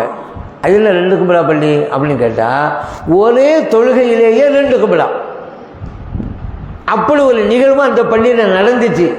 அதனால் அந்த பள்ளிக்கு பேரை மஸ்ஜிதுல் கிப்லத்தைன், 2 கிபிலா பள்ளி. என்ன, நபி ஸல்லல்லாஹு அலைஹி வஸல்லம் மதீனா ஷரீஃப் போனதுக்கு பின்னால் அல்லாஹ் சொன்னால் நீங்கள் பைத்துல் முகத்தஸை நோக்கி தொழுவுங்க. ஸல்லல்லாஹு அப்படி தொழுதாங்க. ஒரு ஏறத்தாழ 17 மாதம் அது. ஆனாலும் ஸல்லல்லாஹு அலைஹி வஸல்லம் அவர்கள் காபா தான் நமக்கு கிப்லாவாக இருக்கணும்னு சொல்லி ஆசையில் வஹி வராதான்னு வானத்தை அடிக்கடி பார்த்துக்கிட்டே இருப்பாங்க. அல்லாஹ் வசனத்தை இறக்கி வச்சுட்டான். கத் நரா தகல்லுப வஜ்ஹிக ஃபிஸ்ஸமா, நபி அவர்களே உங்கள் முகத்தை வானத்தின் பக்கம் நீங்கள் உயர்த்தி பார்த்துக்கிட்டே இருக்கிறீங்க, அதையும் நாம் கவனிச்சுக்கிட்டு தான் இருக்கிறோம். ஃபலன் வள்ளி என்னக்க கிப்லத்தன் தர்லாஹா, நீங்கள் விரும்பிய அந்த காபாவே கிப்லா ஆக்கிட்டோம், இனிமேல் நீங்கள் காபா நோக்கி தொழுங்கன்னு வசனத்தை அல்லாஹ் இறக்கி வச்சுட்டான். இந்த இலக்கணத்துக்கு பிறகு ஸல்லல்லாஹு அலைஹி வஸல்லம் அவர்கள் மதீனா ஷரீஃபில் காபாவை நோக்கி தொழுதாங்க. இந்த மஸ்ஜித் கிப்லத்தைன்னு இப்போ நம்ம சொன்னோம் அல்லவா, அந்த பள்ளிவாசலில் இருக்கக்கூடியவங்களுக்கு இந்த தகவல் போய் சேரலை. இப்போலாம் நமக்கு வாட்ஸ்அப் இருக்குது, அது இருக்குது, நம்ம மெசேஜ் அனுப்பிவிட்டு வரோம். அந்த காலத்து அப்படி இல்லையில, அவங்களா போய் சொன்னால் தானே, இல்லாட்டி இவங்களுக்கு தெரியாதுல்ல. இங்கே தொழுத ஒரு சஹாபி எங்கள் மஸ்ஜித் நபவியில் மாற்றப்பட்டு காபா நோக்கி தொழுதுட்டாங்க. அந்த கிப்லத்தின் பள்ளியாசலுக்கு போகிறாங்க. பார்த்தா அங்கே உள்ள சஹாபிகள்லாம் பைத்துல் முகத்தஸை நோக்கி தொழுதுகிட்டு இருக்கிறாங்க, தொழுகையில் இருக்கிறாங்க. சத்தம் கொடுத்தாங்க இந்த சஹாபி, சட்டம் மாற்றப்பட்டு விட்டது, இனிமேல் காபாவை நோக்கி தான் தொழுவானு, நான் அங்கே தான் வர்றேன், தொழுது தான் வர்றேன்னு சத்தம் கொடுத்தாங்கல்ல. பைத்துல் முகத்தஸை நோக்கி தொழுதுகள் இல்லை அந்த சஹாபிகள் அத்தனை பேரும் தொழுகையிலேயே அப்படியே திரும்பிட்டாங்க காபாவை நோக்கி. புகாரில் பதிவு செய்யப்பட்ட ஹதீஸ். அப்போது ஒரு தொழுகை 2 கிபிலா, அதான் இது நடந்த இடம் அங்கே. அதனால தான் மஸ்ஜிதுல் கிபிலத்தைன். சில பேர் சொல்லுவாங்க ஸல்லல்லாஹு அலைஹி வஸல்லம் திரும்பினாங்கம்பாங்க. இல்லை இல்லை, ஸல்லல்லாஹு அலைஹி வஸல்லம் அவங்களுக்கு தான் தொழுகையில் இருக்கும்போது தான் வகி வரணுங்கிறது இல்லையா. முன்னால் வகி வந்து அவங்க கரெக்டாக சொல்கிறாங்க. சஹாபா பெருமக்கள் அவங்க தொழும்போது தான் இது நடந்தது. ஆக மஸ்ஜிதுல் கிபிலத்தைன் அப்படின்னு. அதே போல் இன்னொரு பள்ளியாசல் இருக்குங்க. இப்போ நான் சொல்ல போகிற பள்ளியாசல் வந்து மஸ்ஜித் நபவிக்கு பக்கத்திலே தான். மஸ்ஜித் நபவியில் நின்று பார்த்தாலே தெரியும். மஸ்ஜிதுல் கமாமா, மேக பள்ளிவாசல். கமாமாண்ட அரபி மொழியில் மேகம். ஏன் மேக பள்ளியாசல் பேர் வைக்கணும் அப்படின்னு கேட்டால், நபி ஸல்லல்லாஹு அலைஹி வஸல்லம் அவர்கள் மழை இல்லாத சமயத்தில் மழை தொழுகை நடத்தினாங்க. மழை தொழுகை துவா செஞ்சுட்டே இருக்கும்போது மேகமும் திரண்டு வருகிறது. அந்த சூரிய வெளிச்சம் ஸல்லல்லாஹு அலைஹி வஸல்லம் அவங்களுக்கு மேலே படாமல் அந்த மேகம் தடுத்தது. அந்த இடத்துல தான் அது நடந்ததுங்கிறதுனால மஸ்ஜிதுல் கமாமா, மேக பள்ளிவாசல் பேர் வைக்கப்பட்டது. அந்த நிகழ்ச்சி நடந்தது. அந்த ஸல்லல்லாஹு அலைஹி வஸல்லம் பெருநாள் தொழுகையை நடத்துவாங்க, அந்த இடத்துல நடத்துவாங்க. ஏன் ஸல்லல்லாஹு அலைஹி வஸல்லம் அவர்கள் பள்ளிவாசல் நடத்துறது இல்லை, மைதானத்தில் நடத்துவாங்க. ஏன்னா பள்ளிவாசல் இடம் பத்தாதுன்னு சொல்லி. ஆனால் இன்றைக்கி மஸ்ஜித் நபவியில் தான் நடக்குது பெருநாள் தொழுகை. ஏன் லட்சக்கணக்கான மக்கள் தொழுகலாம், அன்றைக்கி தொழுகை இடம் பத்தாது. அதனால் மைதானத்துக்கு கூட்டிகிட்டு போனாங்க. அப்போ மஸ்ஜிதுல் கமாமா பள்ளிவாசல் அதை நம்ம தெரிஞ்சுக்கிட்டோமா. இன்னும் இப்போ தெரிய போகிறது முக்கியமான ஒன்றுங்க, ஜன்னத்துல் பக்கியா. ஜன்னத்துல் பக்கியா சஹாபா பெருமக்கள், இமாம்கள், தாபிஈன்கள், வலிமார்கள் அவ்வளவு பேருடைய புனித உடல்களை சுமந்த கபிரிஸ்தான் தான் ஜன்னத்துல் பக்கி. மஸ்ஜித் நபவிக்கு பக்கத்தில் தான் இருக்குது. நீங்கள் மஸ்ஜித் நபவி போயிட்டாலே அந்த போயிடலாம். காலையில் சுபுவுக்கு பிறகும் அசருக்கு பிறகும் திறந்து விடுறாங்க. எப்போவும் திறந்து விட மாட்டாங்க, எல்லா நேரத்திலும். சுபுவுக்கு பிறகு ஒரு குறிப்பிட்ட நேரம், அசருக்கு பிறகு ஒரு குறிப்பிட்ட நேரம் திறந்து விடுவாங்க, உள்ளே போகலாம். அந்த ஜன்னத்துல் பக்கி, ஜன்னத்துங்கிறது சரியான பேர் தான். ஏன் நபி ஸல்லல்லாஹு அலைஹி வஸல்லம் சொல்கிறாங்கல்ல, மூமினுடைய கபரு சொர்க்கத்தில் பூந்தோட்டம்னாங்கல்ல. அப்போ ஜன்னத்துல் பக்கையில் எவ்வளோ பெரிய காமிலான மூமின்கள்லாம் இருக்கிறாங்க. எத்தனை சஹாபிகள், இமாம்கள், தாபியன்கள். அப்போ உண்மையிலே ஜன்னத்து தான். நீங்கள் அந்த ஜன்னத்துல் பக்கை கபூர்ஸ்தான் உள்ளே நுழைஞ்சிட்டுங்கன்னு வச்சுக்கோங்க, சொர்க்கத்துக்குள்ளே இருக்கிறீங்க நீங்கள். ஒரு மூமின கபரு அப்படின்னு சொன்னால், ஏன் நம்ம இந்த வலிமானுடைய கபருக்கெல்லாம் போய் அங்கே உட்காந்துட்டு அல்லாட்ட கேட்கலாம் அப்படின்னு கேட்டால், சொர்க்கத்தின் பூந்தோட்டங்க வலிமானுடைய கபரு, சொர்க்கத்தின் பூந்தோட்டம். அங்கேருந்து அல்லாட்ட கேட்குறோம். இங்கே ஜன்னத்துல் பக்கையில் யார் யார் இருக்கிறாங்க? ஹலரத் உஸ்மான் ரலியல்லாஹு அன்ஹு இருக்கிறாங்க. மூன்றாவது ஹலீஃபா உஸ்மான் ரலியல்லாஹு அன்ஹு. அப்புறம் ஸல்லல்லாஹு அலைஹி வஸல்லம் அவர்களுடைய அருமை புதல்வர் இப்ராஹிம் ரலியல்லாஹு அன்ஹு. அருமை புதல்விகள் அத்தனை பேர் இருக்கிறாங்க. புதல்விகள் 4 பேர். ஃபாத்திமா ரலியல்லாஹு அன்ஹா, ஸைனப் ரலியல்லாஹு அன்ஹா, ருக்கையா ரலியல்லாஹு அன்ஹா, உம்மு குல்சும் ரலியல்லாஹு அன்ஹா, 4 பேரும். அவருடைய மகன் இப்ராஹிம் ரலியல்லாஹு அன்ஹு அங்கே. அதே போல் ஸல்லல்லாஹு அலைஹி வஸல்லம் அவருடைய துணைவிமார்கள் 2 பேரை தவிர மற்ற எல்லாம் ஜன்னத்துல் பக்கி தான். 2 பேர் மட்டும் அங்கே இல்லை. அந்த 2 பேர் யார்? ஹதீஜா ரலியல்லாஹு அன்ஹா, மக்காவில் இருக்கக்கூடிய ஜன்னத்துல் முஅல்லாவில் தான் அவங்க நல்லடக்கம் செய்யப்பட்டிருக்கிறாங்க. இன்னொரு மனைவி மைமூனா ரலியல்லாஹு அன்ஹா, மக்காவிலேருந்து 15 கிலோமீட்டர் தொலைவில் ஸரீஃப் அப்படிங்கிற ஒரு இடம், அங்கே மக்கா தான். மக்காவிலேருந்து 15 கிலோமீட்டர். ஹதீஜா ரலியல்லாஹு அன்ஹா ஜன்னத்துல் முஅல்லாவில். இந்த 2 பேரை தவிர மற்ற எல்லா மனைவிமார்களும் ஆயிஷா சித்திகா ரலியல்லாஹு அன்ஹா உள்பட எல்லாம் அந்த ஜன்னத்துல் பக்கியில் தான். சரி, நபி ஸல்லல்லாஹு அலைஹி வஸல்லம் அவர்களுடைய அருமை பேரர் இமாம் ஹசன் ரலியல்லாஹு அன்ஹு ஜன்னத்துல் பக்கியில் தான். இமாம் ஹுசைன் ரலியல்லாஹு அன்ஹு கர்பலாவில், ஹசன் ரலியல்லாஹு அன்ஹு ஜன்னத்துல் பக்கியில் தான். நம்மெல்லாம் பூஜா பாத்தா ஓதலுமே. யாருக்கு ஓதலாம்?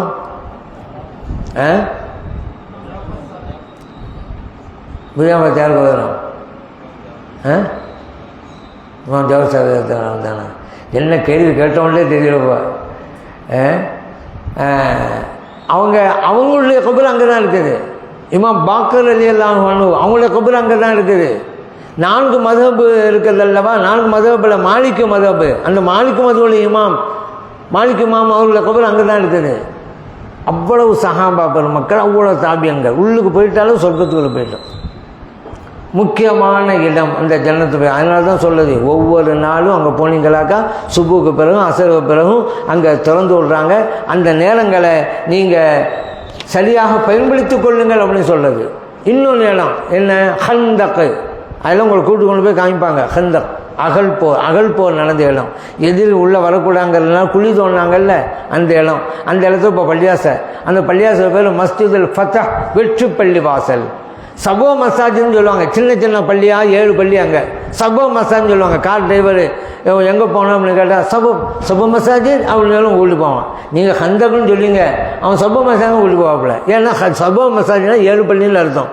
சின்ன பள்ளி அந்த இடத்துல பக்கத்தில் ஒவ்வொன்றும் ஒரு அடையாள குறிப்பீடு இருக்குது. அதன் அடிப்படையில் அந்த பேர் வைக்கப்பட்டிருக்கு. இப்படி முக்கியமாக கடைசியாக உஹதை சொல்லாமல் இருக்க முடியுமாங்க? மதீனா ஷரீஃபை சொல்லும் போது உஹது மலையை பற்றி சொல்ல முடியும், சொல்ல இருக்கலாமா? உஹுதுன்னு என் பேர் வந்துச்சு. உஹுது இந்த அகதுலேருந்து உள்ளது.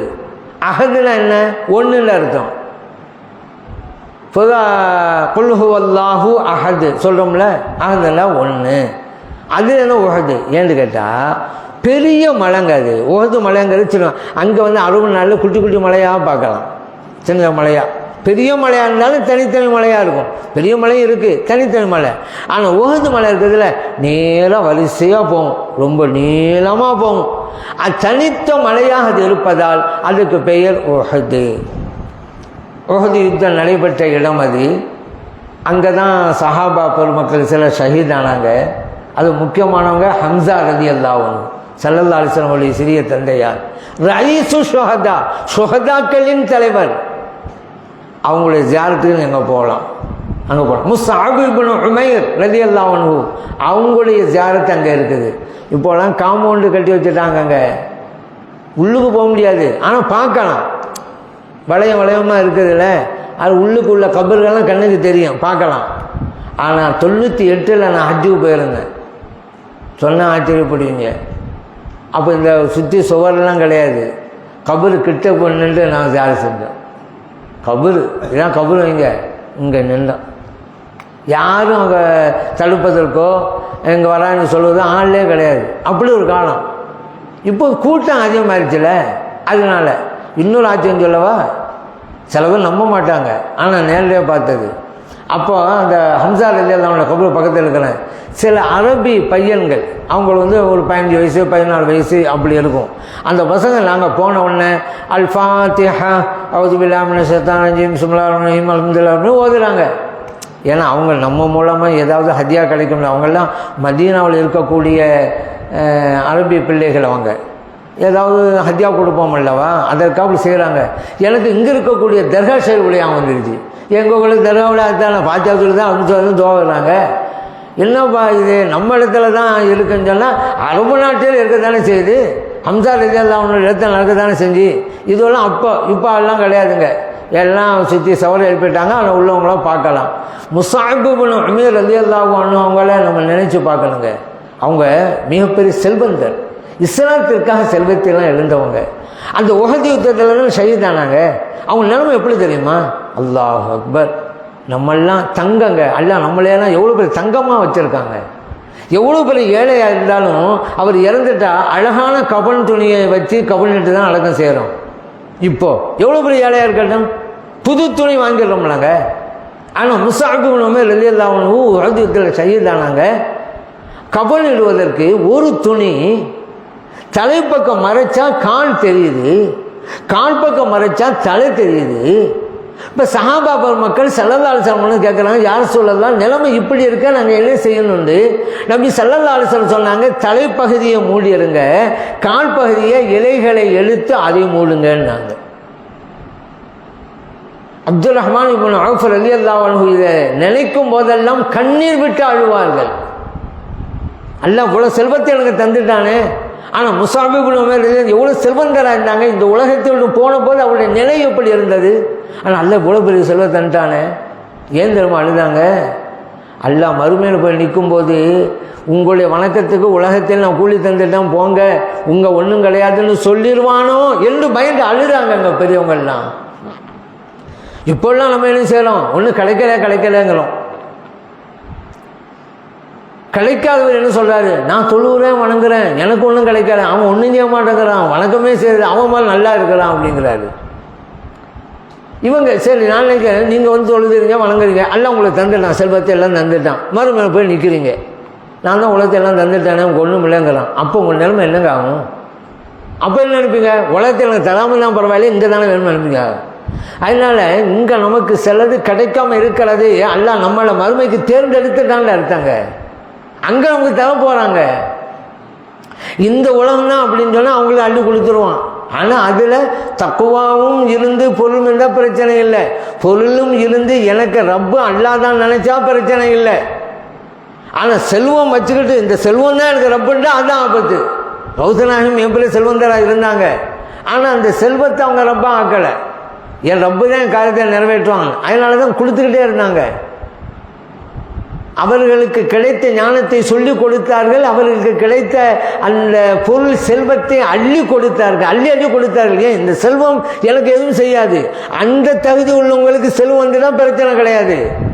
இல்லை காசு தான் நம்ம காரியத்தில் ஆற்றுன்ற எண்ணத்தில் இருந்து செல்வம் வந்தெல்லாம் தான் ஆபத்து. அதனால் அல்லாஹ் தஆலா நமக்கு சில காரியங்கள் இங்கே செய்யாமல் இருப்பான். அப்போ நம்முடைய வணக்க வழிபாடுகளும் கூலி அங்கே தர போகலான்னு அர்த்தாங்க, அவசரப்பட வேணாங்க. நம்ம முஸ்அப் இப்னு உமைர் ரலியல்லாஹு அன்ஹு அவங்கள பாருங்கள், போகிற நேரத்தில் எவ்வளோ கஷ்டப்பட்டாங்க, செல்வந்தருங்க. கடைசி இந்த உலகத்தில் போகும்போது போதுமான கபன் துணி இல்லைங்க. அவர்களுடைய ஜியாரத்தையும் நீங்கள் அங்கே செய்யலாம். எங்கே? அந்த உஹது மலையில், உஹது மலை அடிவாரத்தில். அந்த மலையை பற்றி கண்மணி நாயகம் ஸல்லல்லாஹு அலைஹி வஸல்லம் சொன்னாங்க, உஹதுன் ஜபலுன் யுஹிப்புனா வ நுஹிப்புஹு. உஹது மலை நம்மை நேசிக்கிறது, நாமும் அதை நேசிக்கிறோம் என்றார்கள். புகாரிலே பதிவு செய்யப்பட்ட ஹதீஸ். இன்று அந்த மலைக்கு இருந்த உணர்வு கூட சில மனிதர்களுக்கு இல்லை என்று நினைக்கும் போது தான் நமக்கு ஆச்சரியமாக இருக்குது. அதனால தான் இமாம் பூஸிரி ரஹ்மத்துல்லாஹி அலைஹி புர்தா ஷரீஃபில் சொல்கிறாங்க, வசல் பத்ரன் வசல் உஹதன். பத்ரை கேட்டுப்பார், உஹதை கேட்டுப்பார். புர்தா ஷரீஃபை படித்தா அது வரும். ஏன் அப்படி கேட்க மாட்டானா, எங்கள் நபி ஸல்லல்லாஹு அலைஹி வஸல்லம் பற்றி புரியணுமா, பத்ரை போய் கேளு அது சொல்லும், உஹதை போய் கேளு அது சொல்லும். அந்த உஹது மலை ஸல்லல்லாஹு அலைஹி வஸல்லம் நேசித்துக்கிறது, அதை விடவுமா நாம் பின்தங்கி இருக்கிறோம் மனிதர்களாக நாம் படைக்கப்பட்டு இருக்கக்கூடிய நிலையில். ஆகவே தான் இமாம் புஸ்ஸரி சொல்கிறாங்க, பாடத்தை பயின்றுகள் உஹது பத்ரின் மூலமாக. அப்போ அந்த உஹது மலையையும் நம்ம பார்க்கலாம். இது போன்ற பல இடங்கள் அந்த மதீனா ஷரீஃபில் இருக்குது. அந்த மதீனத்து மண்ணே புனிதம். நபி ஸல்லல்லாஹு அலைஹி வஸல்லம் ஓதி பார்க்கறதுக்கு துருபத்தை அழுதுனான்னு சொன்னாங்களாங்க. ஓதி பார்க்கிறதுக்கு வாசகம் அல்லாஹ்வுடைய திருநாமத்தை கொண்டு. சரி, அடுத்து என்ன? ஓவி துருபத்தை அருளினா இந்த மண்ணின் பரக்கத்தை கொண்டு. அதனால தான் சில பேர் அந்த மண்ணை கூட எடுத்து சாப்பிடுவாங்களாம். அவ்வளோ பெரிய உயர்வுங்க, அவ்வளோ உயர்ந்த மண் அந்த மதீனத்து மண். மதீனத்து மண் கொடுத்து வச்ச மண். ஸல்லல்லாஹு அலைஹி வஸல்லம் அவர்களுடைய புனித உடலை சுமக்கிற நசீபை பெற்ற மண். அந்த மண்ணில் நாம் காலெடுத்து வைத்து அங்கே தங்கினாக்கா அங்கே இருக்கிற ஒவ்வொரு நொடி பொழுதும் நாம் பெற்ற பாக்கியம். அந்த பாக்கியத்தை எல்லாம் வல்ல இறைவன் நமக்கும் நமது பிள்ளைகளுக்கும் நமது குடும்பத்தின் அனைவருக்கும் தந்தல்வானாக. ஆமீன். அல்ஹம்துலில்லாஹி ரப்பில் ஆலமீன். வாய்ப்பளித்த நல்லோர்களுக்கு நன்றி கூறி விடைபெறுகிறேன். அஸ்ஸலாமு அலைக்கும் வரஹ்மத்துல்லாஹி வபரகாத்துஹு.